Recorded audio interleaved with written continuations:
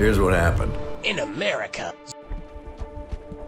Americans wanted a faster horse. In America. So we built them a car. In America.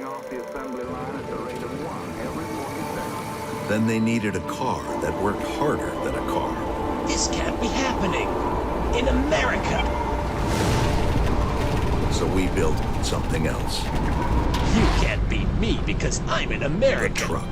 In America. Americans said, okay, now we're getting somewhere. In And America. they used our trucks to build interstates. It sounds like those kids And are about to families. fall right into my trap. In America. And communities. In America.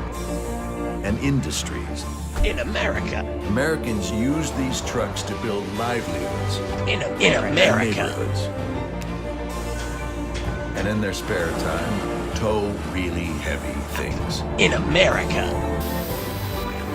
Americans needed vehicles worthy of who they It are belongs to America. and what they can do. In America. So, In America. we built them a truck. In America. You can't beat me because I'm an American. It belongs to America.